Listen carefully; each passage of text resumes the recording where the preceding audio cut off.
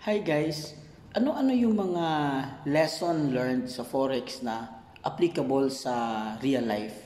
So, unang-una, na-realize ko na ang Forex talaga is very relatable in real life. So, pinaka-importanting lesson na na-learn ko sa Forex trading is yung pagtanggap ng pagkatalo. Sa Forex kasi hindi siya 100%. Kung mayroong mang nagsasabi na 100% yung Forex, so that's not true and it's maybe a scam kasi hindi siya 100%. So mayroong mga time talaga na tatalo ka.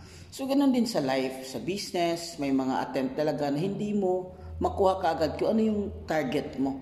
Pero most importantly is you learn from the mistakes. No? Sa Forex may kami tinatawag na journal. Na i-journal mo ano yung reason bakit ka natalo. So ganun din sa life, you only, kaya nga sabi na may kasabihan na you only fail if you don't learn. So, kailangan mong i-learn kung ano man yung mga reason bakit na-fail ka, you need to evaluate, and of course, you need to move on. Another thing is that in Forex, you need to move on fast. Dapat madali ka maka-move on, madali ka lang mag-recover. It would only take 24 hours to 3 days, dapat mag-move on ka na, lalo na sa major loss mo, major losses mo. So, ganun din sa life. The reason why hindi tayo makapag-move forward kaagad kasi hindi tayo makapag-recover dun sa mga losses natin.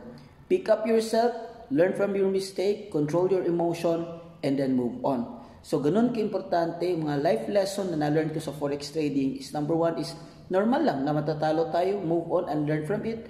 Remember na kailangan itong failure para mag-succeed tayo. See you with our next na content.